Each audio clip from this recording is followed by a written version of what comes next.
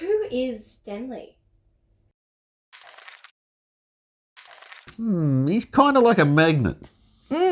A pillar of strength. It's a bit hard to explain. It's a bit like a magnet. A magnet. I don't know, there's something magnetic about Denley. You know, he brings people, he connects people. Beacon of joy. Denley loves chicken. Hi, I'm Denley, the founder and CEO of Denley Connections. Come on in. I've known Denley practically his whole life. Before I met Denley, my life was in shambles. In York, UK. Then I moved to Melbourne. Oh, it would be back in 1953. He'd been in the car coming up and had trouble with the engine, so he was in a very smelly, oily clothes. So that was very strange. We seemed to just get on very well right from day one.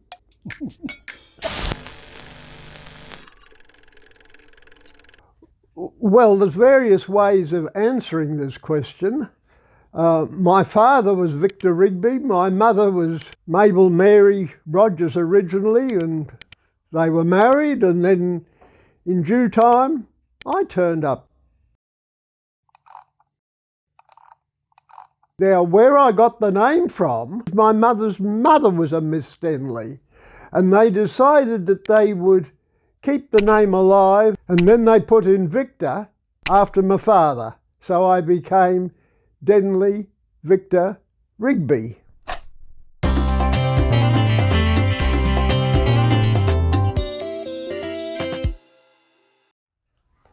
This is where all the magic happens. We started many years ago using Morse code, but we sort of had to keep up with the times, so we've gradually proceeded through the various sections of technology until we arrived at the time when email started, and that's my main source of communication. But as far as how long have we been sending emails, well, some of them, if they've got pictures, they do get pretty long. They get into kilobytes.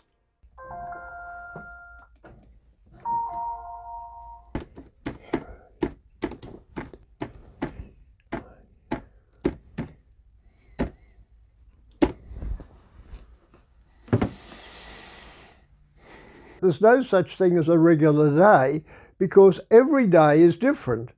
But perhaps a typical day, I would wake up, get out of bed, go and get some breakfast for myself. I've got a collection of cereals that I put together. I'd eat that.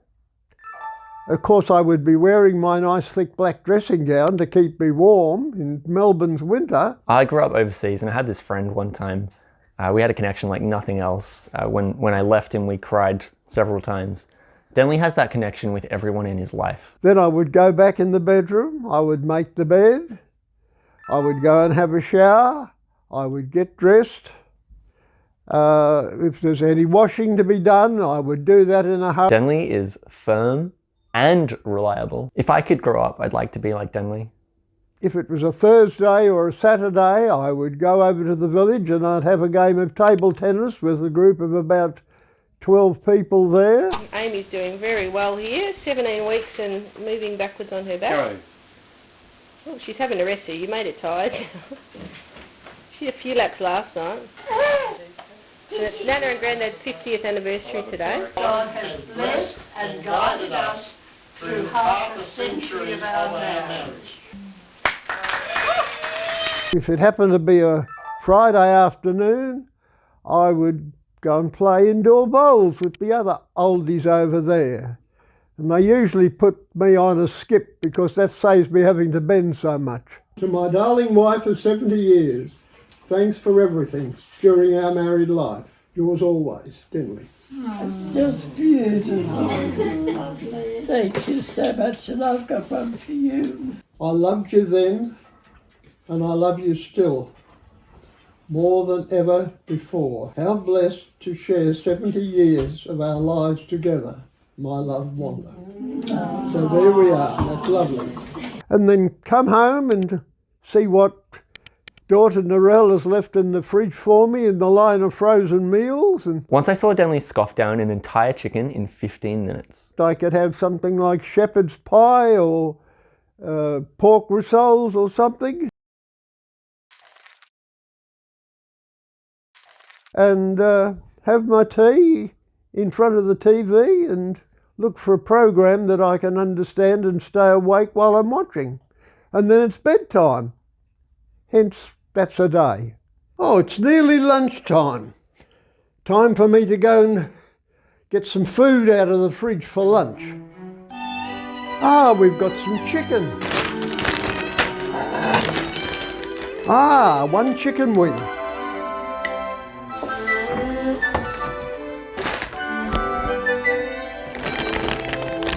Ah, lunchtime. I know he's the most honest man. That's a wonderful quality to have. Very kind, very loving, and a great sense of humour. So all those things added together make it pretty perfect, I would say. Thank you very much. Denny just happened to be the one that wasn't already married. He always teases me about this, that because he was free, it was a chance for us to have a relationship. So I was very fortunate that he was available.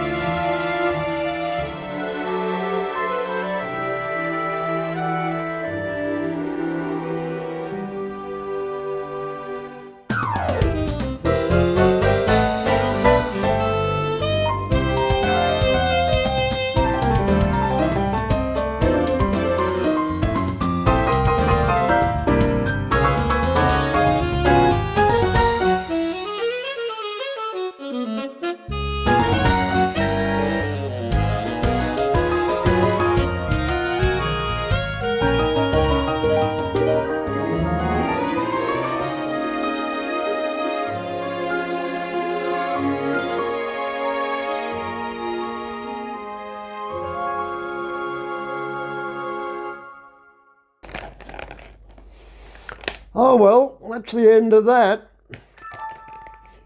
I love chicken carcasses. I travel a long way to get a chicken carcass, and I've trained my daughters to keep them in the fridge till I'm passing.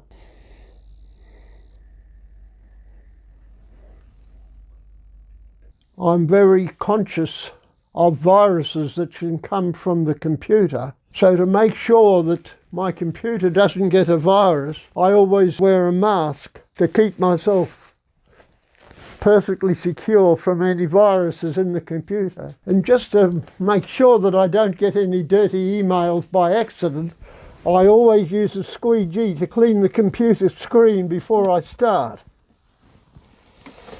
That keeps anything out of the computer that I wouldn't like to pass on. In one of those chain emails he sends out, he had this cracker about a cockroach. Has he told you that one? Tell us a story! Tell us a story! Tell us a story! Tell us a Have you ever heard the one about the chap who was driving past the lunatic asylum? No, tell me.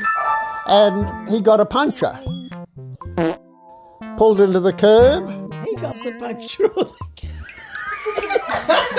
He pulled into the curb and proceeded to prepare to change the wheel. Well, looking over the fence of the lunatic asylum, he was one of the inmates. And the chap was saying to him all the time, "What are you doing? What are you doing that for? Why are you doing that?"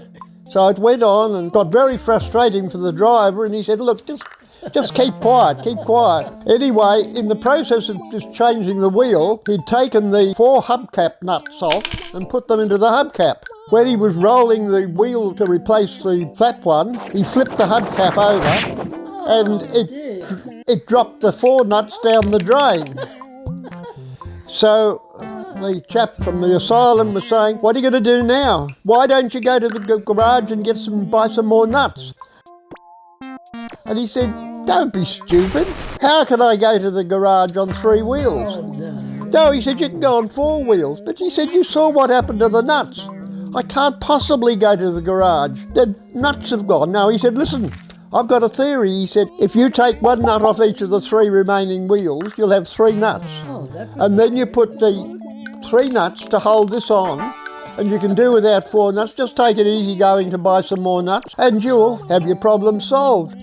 The chap sort of looked at him and shook his head, and he said, "Well, that's a pretty bright solution to my problem." He said, "Why did you get put in the lunatic asylum in the first place?" "Oh," and he said, "I'm here because of my theory." He said, "Your theory?" "Yeah, my theory." Well, he said, "What's your theory?" He said, "My theory that a cockroach hears through its legs." Well, he said, "That's ridiculous. How on earth can a cockroach hear through its legs?"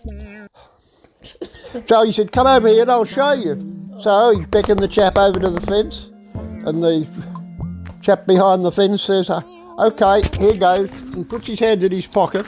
He pulls out a matchbox. He opens the matchbox.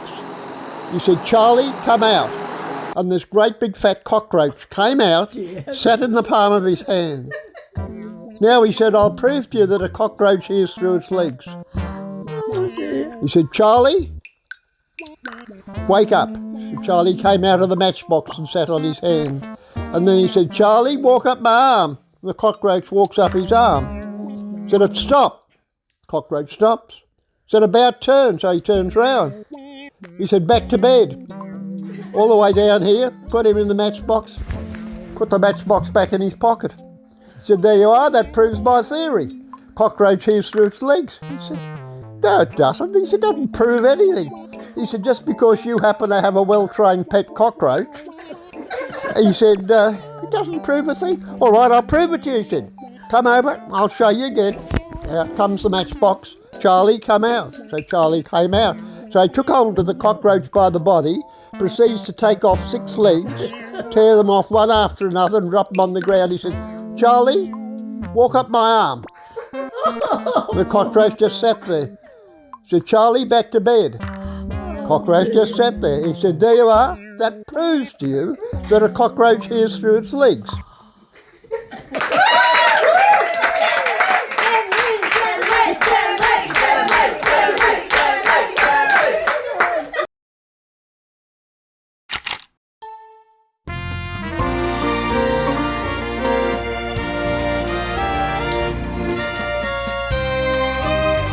One of these is supposed to fit that.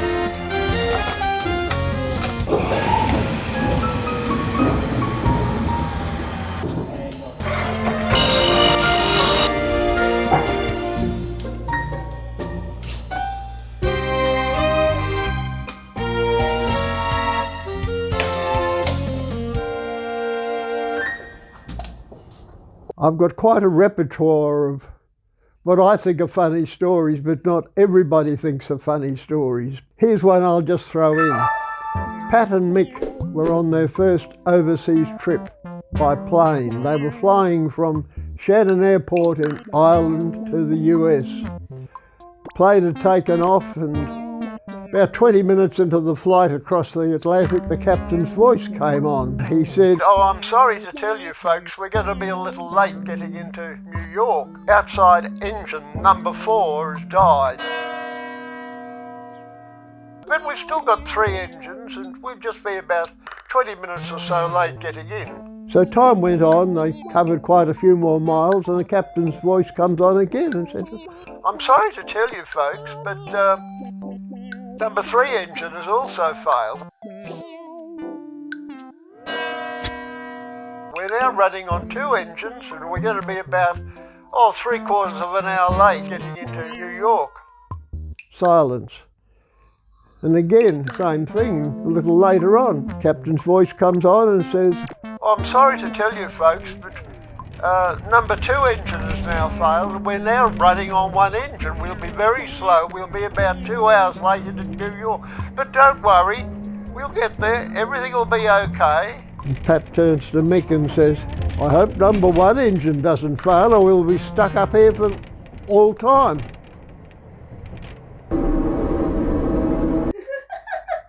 That's the best I can think of on the spot. When I'm short of material for my emails, I can refer to my library. I have all sorts of books in here. For example, when I want to quote Shakespeare, I can go back to Girls' Grammar School Form Prize for Mabel Rogers in 1917. That's a prize that my mother got before she was married. But then I can go back further than that to another copy of the works of Shakespeare. It's a 2-piece model. You see the cover comes off. This is from the Cambridge Local Examination Committee, presented to M.E. Denley, 1891. That's when my grandmother, who I was named after, won a prize at school.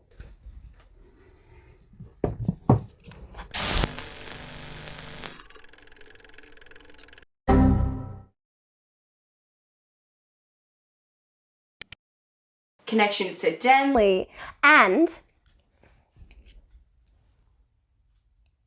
A magnet. Check it out.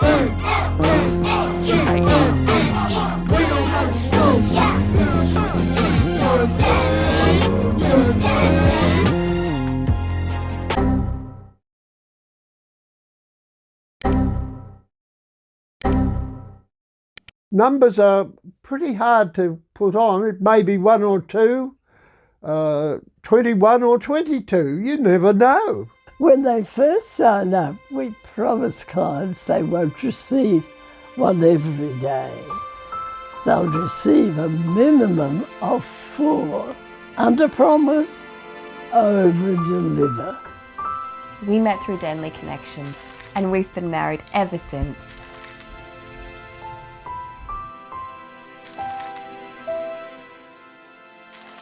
Denley Connection is a lifestyle. It's a noble life. It is a truly blessed life.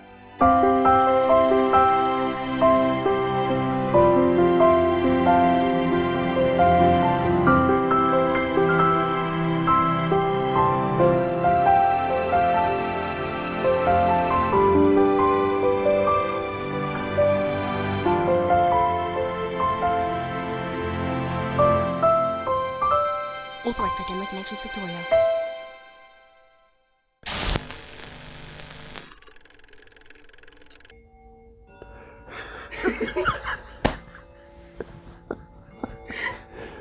All right. Oh, that's a hard one to answer. I've got a lot of secrets buried deep, deep, deep down somewhere. But the easiest way to answer that question would be to take my shoes and socks off. Because between my second and third toe, up to the first joint, I've got a little bit of webbing.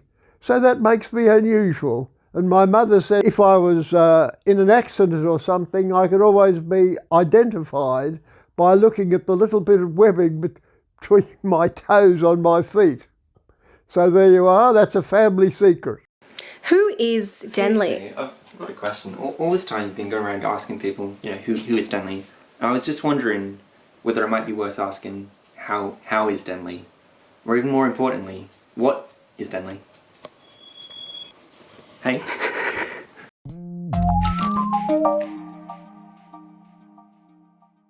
Right.